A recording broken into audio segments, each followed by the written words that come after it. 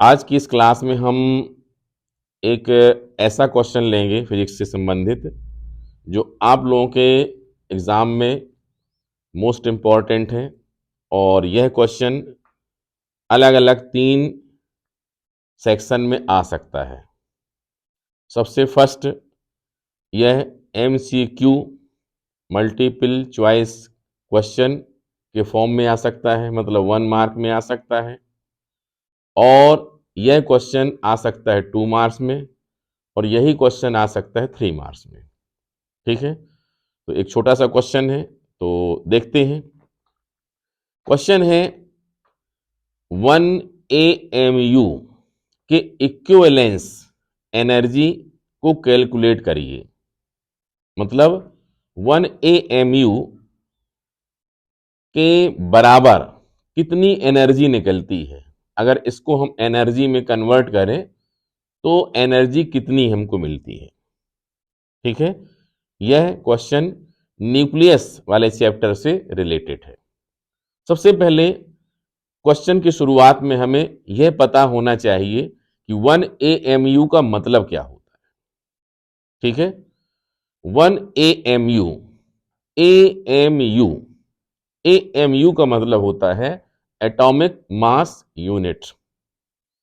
हिंदी वालों के लिए परमाणु द्रव्यमान मात्रक।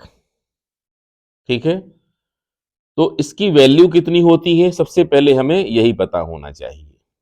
इसकी वैल्यू फाइंड करने के लिए क्या किया जाता है, इसकी आवश्यकता क्यों महसूस होती है। केमिस्ट्री में हम एटॉमिक मास नंबर पढ़ते हैं। हर एलिमेंट्स का एटॉमिक मास नंबर, परमाणु द्रव्यमान संख्या होती है, और वह क्या होती है उसके लिए हमें क्या करना पड़ता है कि जो भी उसका मास है उसको हम 1 AMU से डिवाइड करते हैं, और डिवाइड करने के बाद जो हमको मिलता है और वह इंटीजर वैल्यू होना चाहिए, डेसिमल को छोड़ देंगे। और उसके बाद हम क्या करेंगे, जो वैल्यू आएगी उसको हम लिखेंगे। ठीक है, तो सबसे पहले हम देखते हैं कि एटॉमिक मास यूनिट्स निकलता कैसे है। इसके लिए हमको सुविधा के लिए आइडियल हम लेते हैं कार्बन 12 को।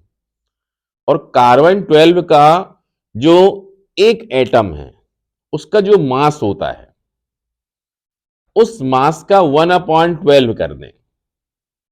मतलब जो कार्बन एटम होता है उसका मास जितना भी होगा उसको हम 12 से डिवाइड कर दें, जो भी आएगा वह कहलाएगा एटॉमिक मास यूनिट या 1 AMU। ठीक है, चाहे तो इसको हम ऐसा लिख सकते हैं। देखें, अगर लिखा जाएगा तो हम लिखेंगे 1 AMU, ये कितना होगा 1/12। अब मास ऑफ 1 कार्बन 12।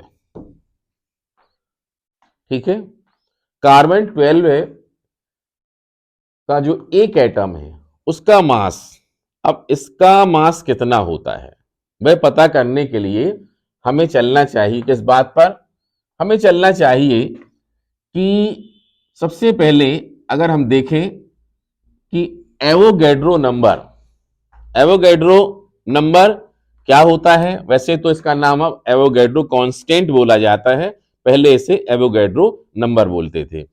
ये होता है 6.02। पूरी कंप्लीट वैल्यू लिखनी हो तो ये हो सकती है। अगर हम क्या लेते हैं, इतने कार्बन के एटम ले लें और उनका मास निकालें तो वो आएगा 12 ग्राम। कितना आएगा 12 ग्राम।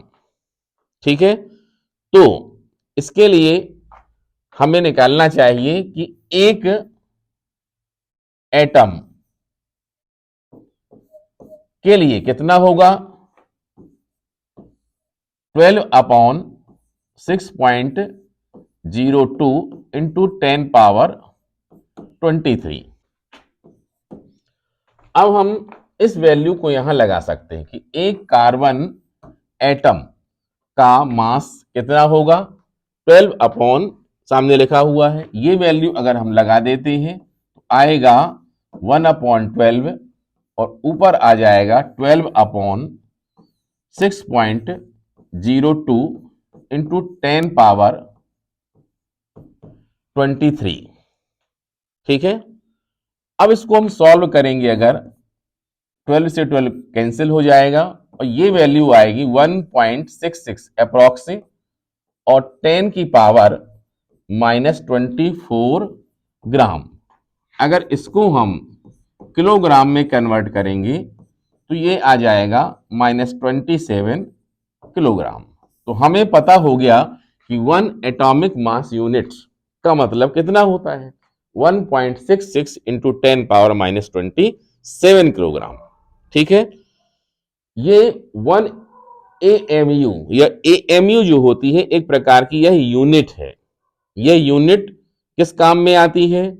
बहुत ही कम मास को कैलकुलेट करने के लिए। मतलब पार्टिकल का मास बहुत कम होता है, इसलिए उसको हम ग्राम में, किलोग्राम में लिखने में बहुत ज्यादा असुविधा होती है। ठीक है, इस वजह से इस यूनिट की आवश्यकता महसूस की गई। ठीक है, तो अब हमारे पास 1 AMU की वैल्यू पता हो गई है। अब इसके बाद हमें क्या करना है? इसकी सहायता से हमें कितनी एनर्जी प्रोड्यूस होगी, इसके लिए हमें अल्बर्ट आइंस्टीन के मास इक्विवेलेंस रिलेशन की आवश्यकता होगी, जो आप लोग जानते हैं, E is equal to mc²। E is equal to mc²। ये देखें, यहां पर जो वैल्यू है ये हमारी m है, मास है। इस वैल्यू को हम लगा दें 10⁻27 और c है velocity of light in ARR vacuum. ये देखें, अगर हमें इसको इलेक्ट्रॉन वोल्ट में कन्वर्ट करना है तो क्या करना चाहिए? इस वैल्यू में हमें 1.6 इंटू 10⁻−19 जूल, ठीक है, का क्या करना चाहिए? इससे डिवाइड कर देना चाहिए। जब इसको डिवाइड करेंगे हम तो ये वैल्यू बदल के किस में हो जाएगी? इलेक्ट्रॉन वोल्ट में हो जाएगी। क्यों? क्योंकि हमें पता होना चाहिए कि 1 इलेक्ट्रॉन वोल्ट की वैल्यू होती है 1.6 इंटू 10⁻−19 जूल। ठीक है, अब ये वैल्यू पूरी कैलकुलेट करेंगे तो हमारा आंसर आएगा equivalent energy is equal to 931 into 10⁻6 electron volt. 10⁻6 का मतलब हम लिख सकते हैं मेगा, तो 931 मेगा इलेक्ट्रॉन वोल्ट। ये वैल्यू अप्रॉक्स है, लगभग। ठीक है, तो 1 AMU के इक्विवेलेंस एनर्जी कितनी होती है? 931 मेगा इलेक्ट्रॉन वोल्ट। अगर यह क्वेश्चन कैसा आएगा?